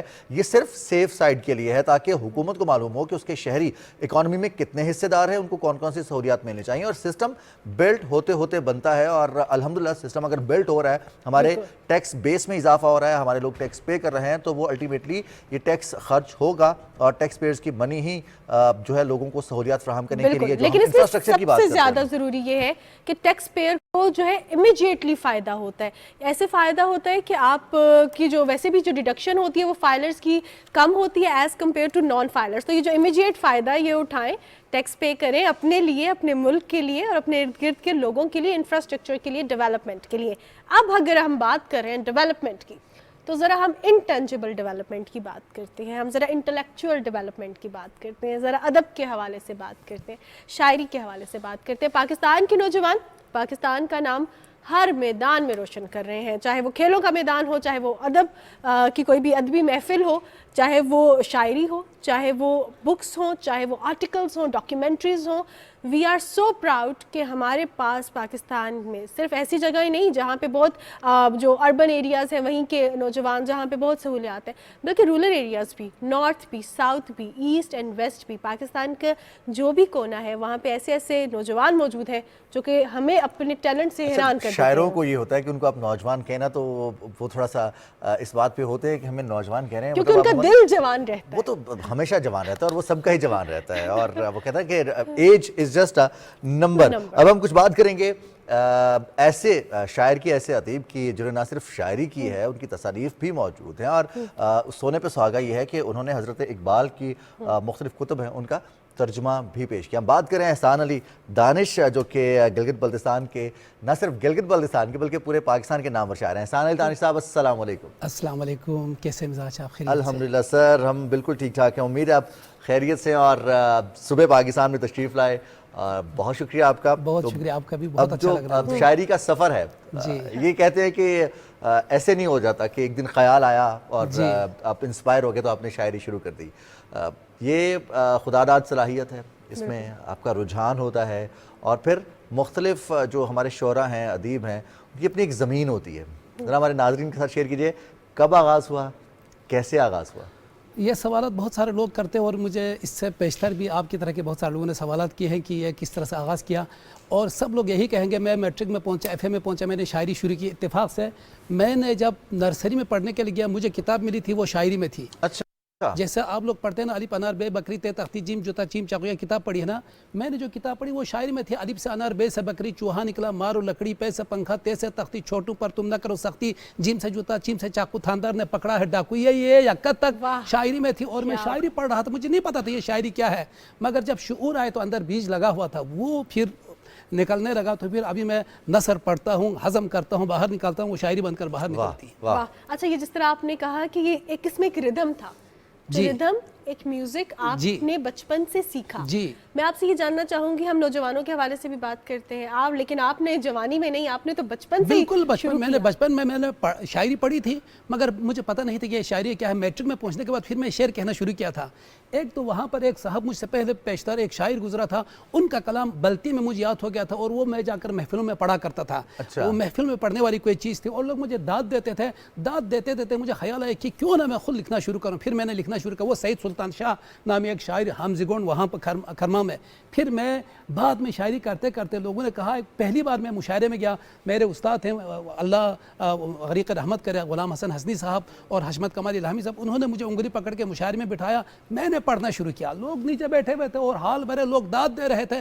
میں نے سمجھا اندر کچھ ہے, اب اس کو پالش کرنی چاہیے, اور پالش کرتے کرتے آج یہ ساری کتابیں میری ہیں. بعض کتابیں یہاں نہیں, میں نے 13-14 کتابیں لکھی ہیں گلگت بلتستان کی نمائندگی کرتے ہوئے پاکستان بھر میں. پہلی دفعہ کس عمر میں لکھا؟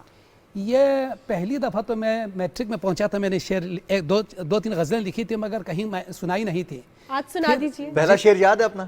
جی, پہلا شعر ہے شاید اول بس خدا کا نام ہونا چاہیے, نام حق جب لے لیا تو کام ہونا چاہیے, واہ کچھ اس طرح واہ سے واہ واہ کیا بات ہے, نام کیا حق بات ہے. جب لے لیا تو کام ہونا چاہیے. کیا بات. یہ اس طرح کی غزل تھی. اور اس کے بعد میں نے یہ علامہ اقبال, یہاں اکادمی ادبیات پاکستان ہے, انہوں نے کہا اقبال کو منظوم کر سکتے ہیں, ساری زبانوں میں کر رہے تھے, پاکستان کی بڑی زبانوں میں بلتی زبان کا نمائندہ ہوں, انہوں نے کہا کہ آپ کریں گے, میں نے کہا میں کر سکتا ہوں. میں نے یہ بلتی زبان میں کیا. پھر کیا ہو گیا, یہ تو معاملی ہے, مختصر ہے. اس کو کرنے کے بعد میں جب بھی کلیات اقبال کو کھول کے پڑھتا تھا تو یہ اردو میرے دماغ میں بلتی بنتی جاتی تھی. اچھا. پھر میں نے بلتی کو بناتے بناتے, ہمارے یوسف حسین آبادی صاحب بڑے اسکالر ہیں, حسرت صاحب بڑے اسکالر ہیں, انہوں نے کہا دانش نہیں رکنا ہے, فل سٹاپ نہیں لگانا, کرتے جانا ہے. پھر یہ ساری کتاب, یہ 400 پیجز ہے, یہ اقبال کی بڑی نظمیں ہیں, اس میں یہ سب کو میں نے بلتی میں منظوم کر دیا ہے. منظوم نثر میں تشریح کرنا بہت مشکل کام ہے اقبال کا, منظوم کرنا, اور بلتی میں انتہائی روانی کے ساتھ. ہمارے اسکالر سے آپ پوچھیں تو وہ بولیں گے دانش نے جو کام کیا ہے وہ شاندار کیا ہے. یہ میری ابتدائی شاعری ہے جو 90s میں, بلکہ 2000 کے آس پاس میں یہ چھپی تھی شکستہ ناؤ کے نام سے. یہ میں ایران میں ایک بار گیا امام خمینی کی برسی میں, تو اس میں میں نے سفر نامہ لکھا تھا نثر میں. یہ تازہ ترین میرا ناول آیا ہے. یہ ہمارے جو پاسچر ہے وہاں پر وہ جو دودھ والی گائے بائیں رکھتے ہیں اور دودھ کو ناپ تول کر کے باری باری میں جانا ہوتا ہے, تو اس کو یعنی احاطہ کرتے ہوئے یہ میں نے ناول لکھا ہے. اپنے گھر کی گائے کو اس کا میں ہیرو یا ہیروئن بنا کر. یہ اس کا نام کیا ہے, اس کا نام بلتی میں پھڑا, جی پھڑا, اردو میں ہے. اچھا, ناول اردو میں ہے. نام جو ٹائٹل ہے اس کتاب کا, ٹائٹل بغیر سینگ کی گائے. اچھا, پھڑا گائے بغیر سینگ کو کہتے ہیں, گنجے کو کہتے ہیں. ٹھیک ہے. اسی طرح یہ بلتی لوگ کہانیاں میں نے جمع کی ہے, یہ بھی اکادمی ادبیات کے کہنے پر جمع کی ہے, بلتی لوگ کہانیاں. یہ اردو میں ساحل مراد کے نام سے, وہ شکستہ ناؤ کے جواب میں ساحل مراد, یہ اردو شاعری ہے. یہ وہاں کے شعراء بلتستان میں جو جن کو گلگت بلتستان کے لوگوں کو میں جانتا ہوں, ان پر میں نے یہ کیا کہتے ہیں اس کو, بہرحال ان پر لکھا ہے. انتخاب کی ہے ان کا انتخاب ہے یہ. جی جی جی جی جی. ان کے بارے میں ان کے بارے میں خاکہ نگاری کی ہے. خاکہ نگاری کی. جی جی جی, یہ میرے کام ہے. زبردست زبردست ماشاءاللہ. اور اب چونکہ آپ کا نام ہی احسان علی دانش ہے, اور دانش کے جو ثبوت آپ نے ناظرین کے سامنے رکھے اور جو شاعری میں آپ نے کارنامے سر انجام دیے ہیں, تو شعراء کے ساتھ جڑ جاتا ہے کہ وہ کچھ ہیں جو رومانوی شاعری کرتے ہیں, کچھ ہیں جو اداس شاعری کرتے ہیں, کچھ ہیں جیسے آپ نے حضرت اقبال کی منظوم ذکر کیا, تو وہاں پر ہمیں جو پیغام ملتا ہے ان کے ہاں سے ہمیں صرف امید سحر کا پیغام ملتا ہے, ہمیں خودی کا پیغام ملتا ہے, ہمیں شمشیر کا پیغام ملتا ہے, ہمیں اپنی جو زندگی ہے اس کو بہتر کرنے کے لیے خود کوشش کرنے کا, امید کا پیغام ملتا ہے. آپ کے ہاں کیا ہے؟ اب ہمارے ہاں سارے شاعری کے شعراء کے ہاں کیا آپ یہ پوچھیں, میرے ہاں نہیں, سارے میں سب کی نمائندگی کر رہا ہوں پاکستان بھر کے شعراء کی نمائندگی کرتے ہوئے.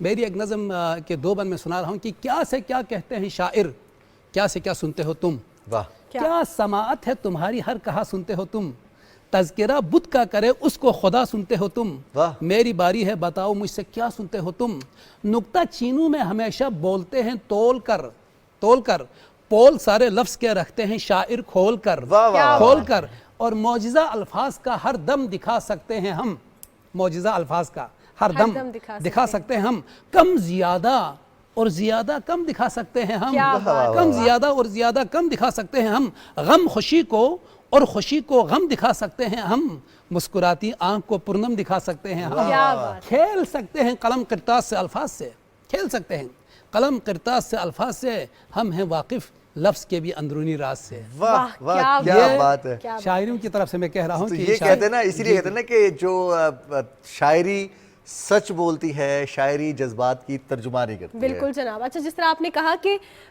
کم کو زیادہ, زیادہ کو کم, زیادہ اور زیادہ کم دکھا سکتے ہیں ہم. اچھا, یہ میں آپ سے یہ جاننا چاہوں گی کہ یہ انٹرپریٹیشن کی بھی بات ہوتی ہے.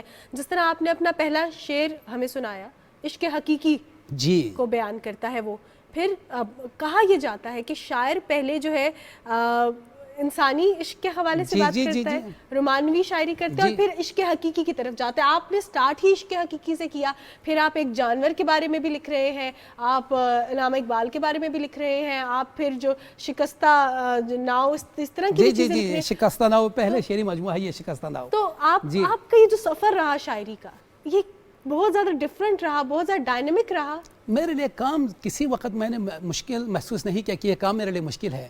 اقبال کو کرنے کا موقع ملا, اکادمی نے کہا یہ بہت مشکل کام ہے, اقبال کو ویسے پڑھنا مشکل کام ہے, اس کا منظوم کرنا میں نے کہا کروں گا، چونکہ اس سے پہلے ابھی یہاں کتاب موجود نہیں، زبور مقدس کو بھی میں نے منظور کیا تھا، کسی انگریز خاتون کے کہنے پر، وہ بلتستان میں رہی تھی، اس نے بلتی زبان کو سیکھ کر چاٹ کر، بلکہ ہم سے بہتر وہ بلتی بول سکتی تھی، برطانیہ کی، وہ برطانیہ میں اس وقت موجود ہے، حیات سے، اللہ ان کو حیات سے رکھے، تو انہوں نے کہا کہ زبور کو میں منظوم کرنا چاہتی ہوں، کیا آپ کر سکیں گے؟ میں نے کہا میں کر سکتا ہوں، میں نے کیا، وہ کرنے کے بعد میرے دماغ میں اردو سے بلتی بنانے کا جو کام ہو گیا نا، وہ آسان سے ہو گیا، لہٰذا میں نے یہ سب مختلف کام ہے، بلتی لوگ کہانی جمع کرنا ایک مختلف کام ہے، اچھا وہ پاسچر پہ لکھنا ایک مختلف کام ہے، شاعری کرنا مختلف کام ہے، تو یہ مختلف کام کرتے ہوئے میں تجرباتی طور پر گزر رہا ہوں کہ میں کر سکتا ہوں، نہیں کر سکتا، اور خدا کا فضل و کرم ہے کرتا جا رہا ہوں، مگر آپ نے جو فرمایا نا کہ کسی کا شعر میں سنا رہا ہوں، غزل میں بندش و الفاظ سی نہیں کافی، جگر کا خون بھی کچھ چاہیے اثر کے لیے، تو وہ جب تک نہ ڈالے نا وہ پر اثر شاعری نہیں ہو سکتی ہے، کوشش کرتا ہوں،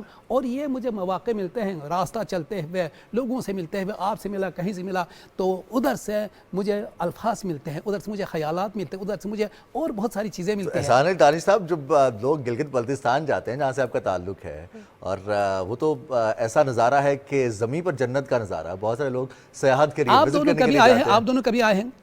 میں بچپن میں گئی تھی۔ بچپن میں دیکھو، آپ ابھی آنا چاہیے آپ کو، آپ بچپن میں آپ کو گلگت بلتستان ابھی دکھاتا ہوں، دکھائیے نا، یہی تو ہم جاننا چاہتے ہیں۔ آپ بیسیکلی ہم جاننا چاہتے ہیں آپ کی شاعری کے ذریعے، کیونکہ آپ نے پاسچر کے حوالے سے بات کی، جب آپ شاعری کے حوالے سے بات کرتے ہیں تو آپ اپنے ارد گرد کی جو چیزیں ہوتی ہیں، جو نظارے ہوتے ہیں، ان کو الفاظ کا روپ دیتے ہیں، اس سے سیاحت کو بھی فروغ ملتا ہے، اس سے لوگ بھی کھنچ کے آتے ہیں۔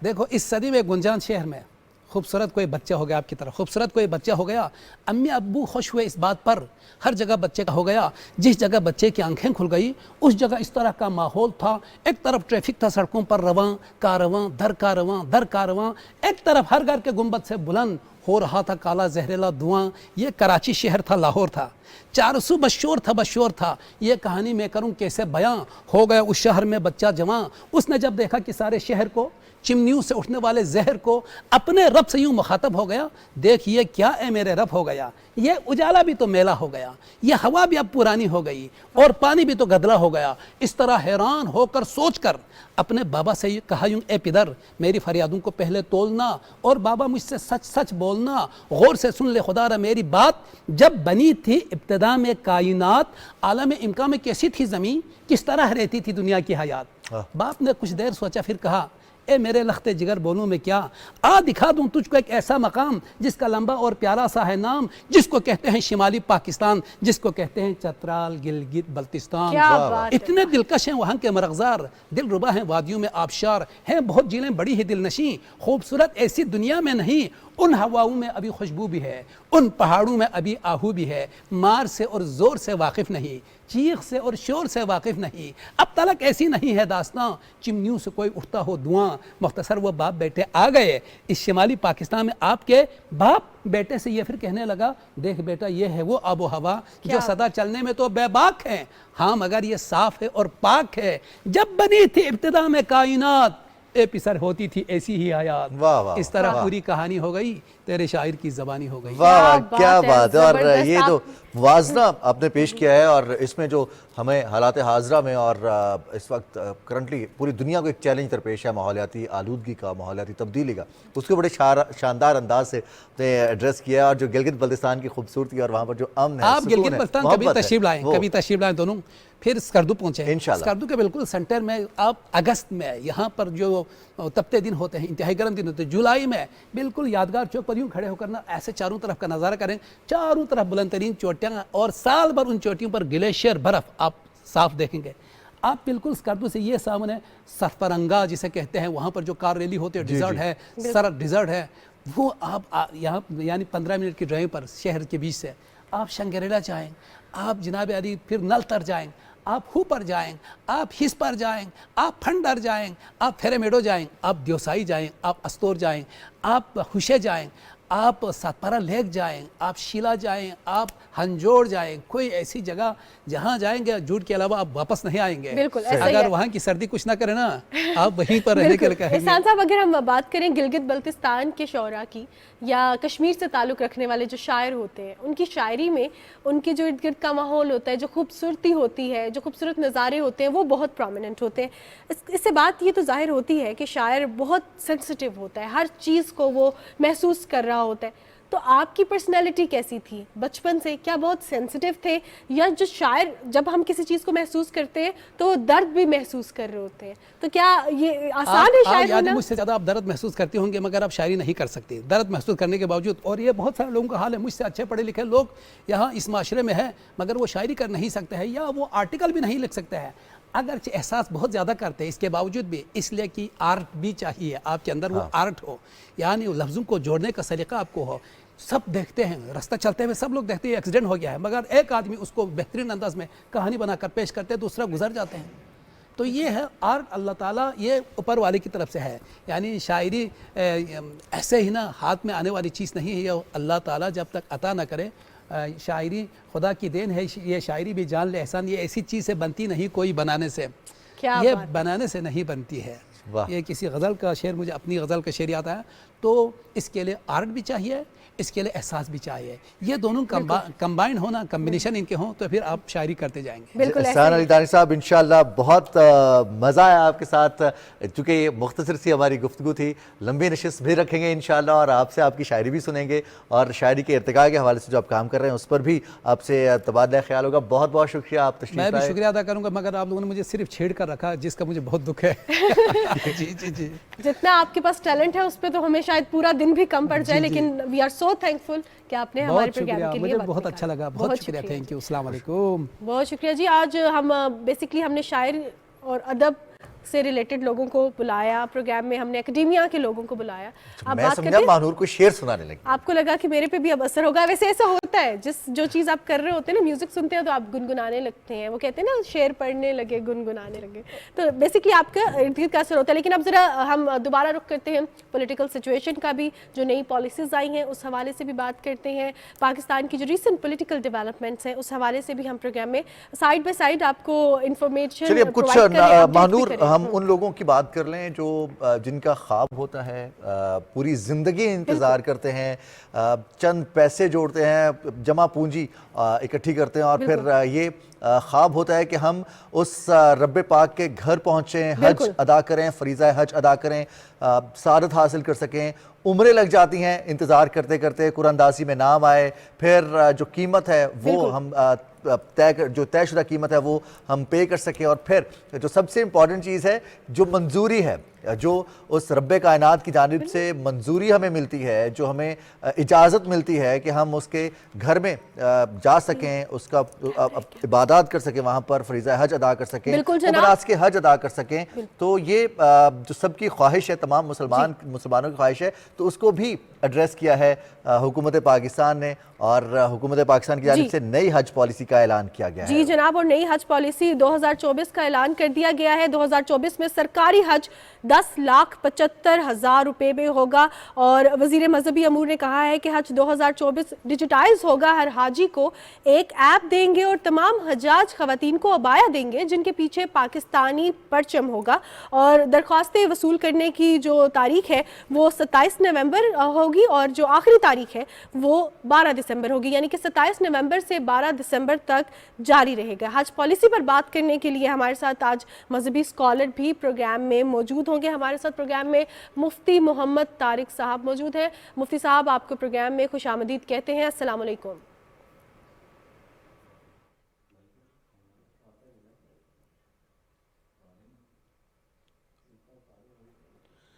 वालेकुम अस्सलाम व रहमतुल्लाहि व बरकातुहू। मुफ्ती साहब, हज पॉलिसी के हवाले से अगर बात करें तो अब किन सूरतों पे हज फ़र्ज होगा, मतलब क्या कंडीशंस होनी चाहिए? नई हज पॉलिसी के हवाले से हमें आगाह कीजिएगा।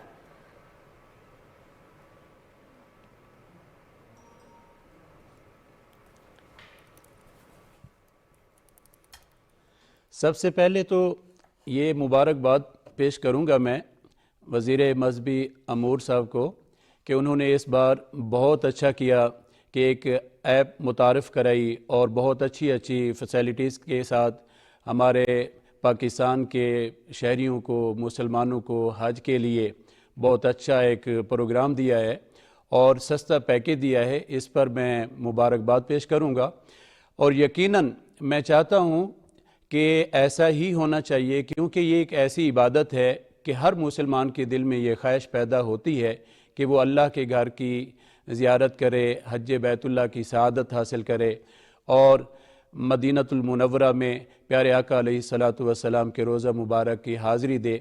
और क्यों ना ये ख्वाहिश पैदा हो, क्योंकि प्यारे आका अलैहिस्सलातु वस्सलाम का फरमान भी मौजूद है, जो हज बैतुल्लाह की सआदत हासिल करता है वो गुनाहों से ऐसे पाक हो जाता है, जब वो हज की सआदत हासिल करने के बाद वापस आता है तो वो ऐसा होता है जैसे आज ही वो अपनी माँ के पेट से उसने जन्म लिया हो।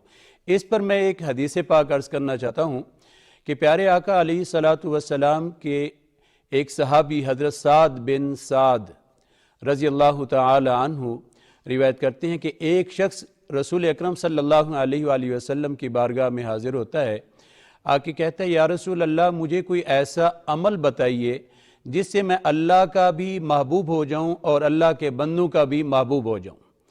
अब यहाँ पर मैं अपने वज़ीर मज़हबी अमूर और जितने भी यहाँ पर लोग हैं और इनकी टीम के, उनको ये हदीस पाक इसलिए सुनाना चाह रहा हूँ। प्यारे आका अलैहिस्सलातु वस्सलाम ने फरमाया कि इज़हब फ़िद दुनिया युहिब्बकल्लाह, कि दुनिया से किनारा कशी या दुनिया का लालच ना रखो तो अल्लाह तुमसे मोहब्बत फरमाएगा।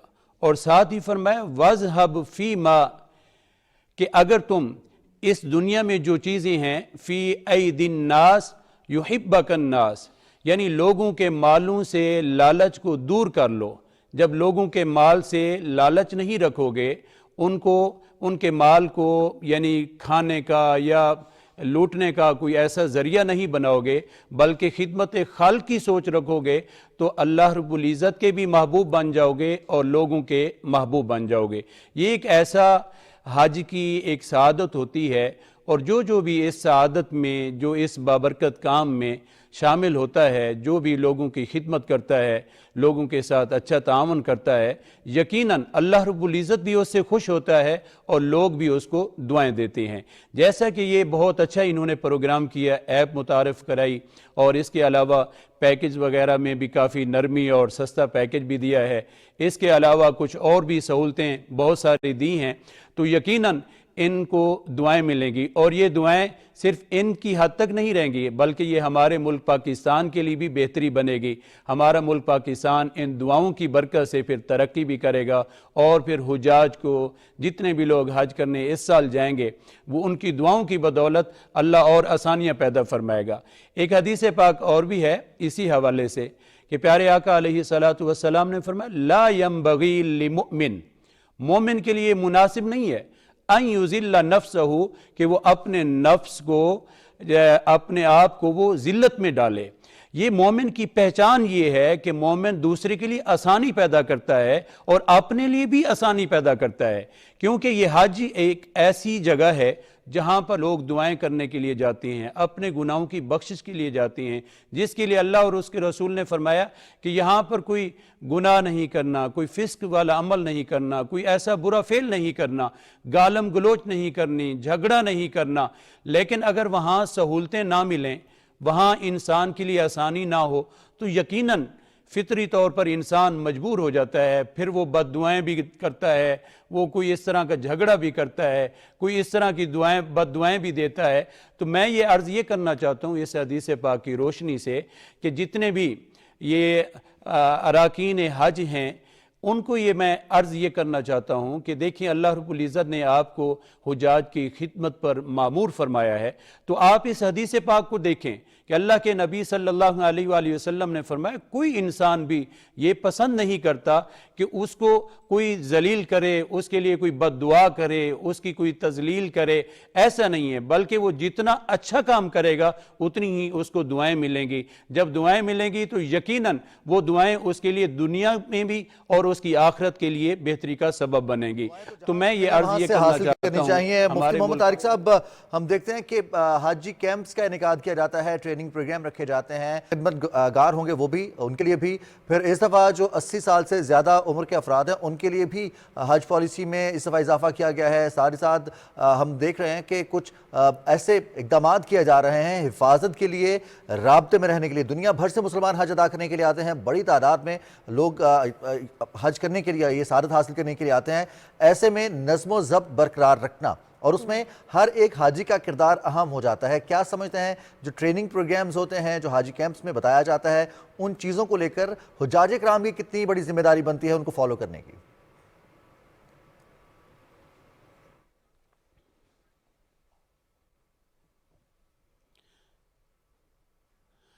یقیناً یہ بہت ضروری ہے.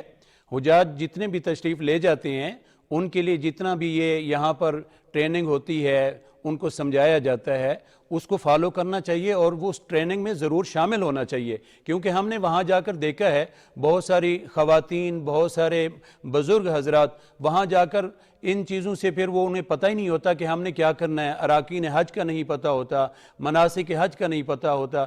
ایون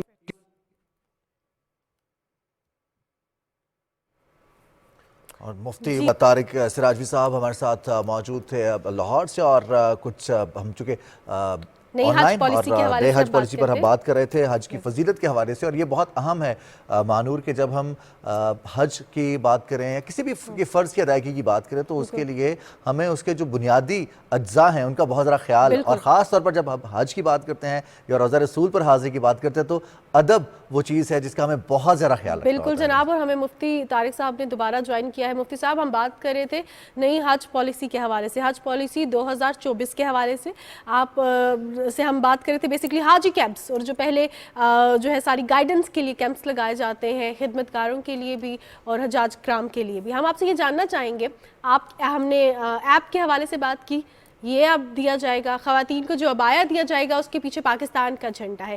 اس سے سب سے زیادہ فائدہ تو یہ ہوگا کہ دور سے ہی ہمیں نظر آ جائے گا کہ ہمارے ملک کا کون ہے، کنیکٹیوٹی بہتر رہتی ہے. خدا نخواستہ کہیں گم جائے تو یہ کوئی پریشانی جو ہوتی ہے، جو پہلی دفعہ جاتے ہیں اس وقت ہم تھوڑے سے گھبرائے ہوئے بھی ہوتے ہیں یا بہت ایکسائٹیڈ بھی ہوتے ہیں، خوش بھی ہوتے ہیں عبادت کرنے کے دوران، تو یہ بھی بہت زیادہ ضروری ہے کہ کنیکٹیوٹی رہے گی. اس ایپ سے کیا اور بینیفٹس ہوں گے، اس پر ذرا سی روشنی ڈالیے گا.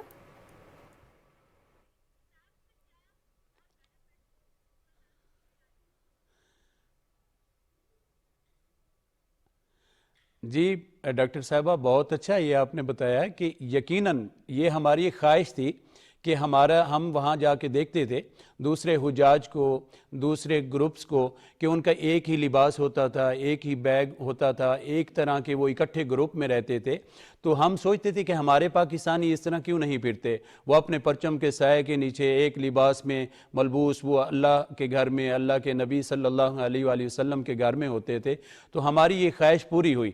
اللہ رب العزت نے یہ ہماری خواہش اور یہ دعا قبول فرمائی اور ہمارے جو ادارے ہیں ان کو یہ بات سمجھ آئی، اور اسی طرح حاجی کیمپ میں اس چیز کی تربیت بھی ہوگی، ٹریننگ بھی ہوگی. اور یہ ایپ کا جو سب سے بڑا بینیفٹ ہے، یہ بہت بڑا بینیفٹ ہے.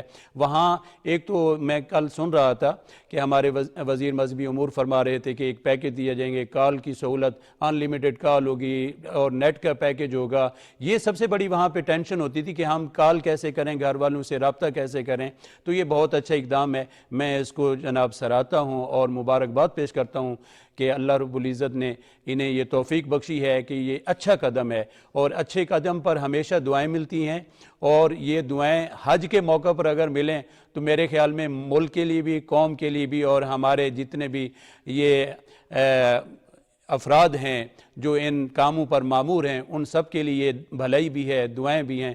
اللہ رب العزت ان سب کو اس کام میں کامیابی عطا فرمائے. آمین. بہت شکریہ مفتی محمد طارق سراجوی صاحب، آپ ہمارے ساتھ موجود رہے. اور حج پالیسی کے حوالے سے نہ صرف آپ نے بات کی بلکہ حجاج کرام کے حوالے سے ان کی جو ذمہ داری بنتی ہے اور جو حج کی فضیلت ہے، یہ وہ فریضہ ہے جس کو ادا کرنے کی خواہش، تمنا تمام مسلمانوں کے دل میں پلتی ہے، اور اس کی تمنا کے تکمیل کے لیے نہ صرف ایفرٹس کیے جاتے ہیں بلکہ فریضہ حج ادا کرنا، اس میں خود سے بہت سارے ایسے مراحل ہیں مانور جن سے گزرنا ہوتا ہے، اور جو موسم کی شدت بھی ہے ایگزیکٹلی، اور بہت خوش قسمتی، اور اس کی فضیلت، اور جو اس حوالے سے احادیث مبارک کا حوالہ دیا مفتی صاحب نے کہ انسان بالکل حج کر کے واپس جب آتا ہے تو ایسا ہوتا ہے جیسے وہ ابھی پیدا ہوا ہے، اس کے تمام گناہ معاف کر دیے جاتے ہیں اور اس کے تمام گناہ جھڑ چکے ہوتے ہیں.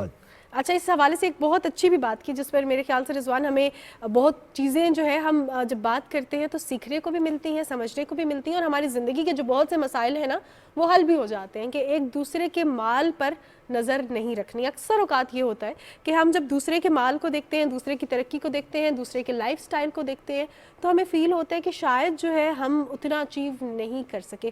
تو یہ بہت ضروری ہے کہ جو ٹیچنگز ہے، جو خطبہ حج ہے، جو حج کے پیچھے ریزن ہے یہ کیوں فرض کیا گیا، یہ جانیں آپ، اور خاص طور پہ اظہار و قربانی کا جو جذبہ ہے لائف میں وہ ہونا چاہیے. اپنی لائف کو مزید بہتر کرنے کا جذبہ ہونا چاہیے. دوسرے کے ساتھ جہاں پہ کمپیریزن سٹارٹ ہو جاتا ہے وہاں پہ جو ہے آپ کی پرسنالٹی جو ہے نا وہ بہت زیادہ افیکٹ ہونا شروع ہو جاتی ہے، اور آئی تھنک رضوان ہمارا پیس آف مائنڈ بھی بہت زیادہ افیکٹ ہوتا ہے. اور ایگزیکٹلی مانور، ہم اگر دین اسلام کی بات کرتے ہیں تو ایک ایک پہلو، ایک ایک تعلیم اسلام کے حوالے سے جو مناسک حج ہیں ان میں بھی ہمیں نظم و ضبط سے لے کر اپنی زندگی کے لیے کوشش کرنی ہے، ہمیں قربانی دینی ہے، ہمیں دوسروں کو راستہ دینا ہے، ہمیں ساتھ ملا کر چلنا ہے، سادگی اختیار کریے. تمام پہلو اور یہ تربیت کے طور پر فراہم کیے جا رہے ہیں کہ ہم ان کو دیکھیں، ان کو نہ صرف پریکٹس کریں بلکہ ان سے سیکھیں، اور پھر جب ہم مل کر میانہ روی، رواداری کے ساتھ، قوت برداشت کے ساتھ آگے بڑھیں گے تو نہ صرف ہمارے معاشرتی مسائل کم ہوں گے، ایک بہترین سماج بھی بنے گا اور بہترین انسان ہی مل کر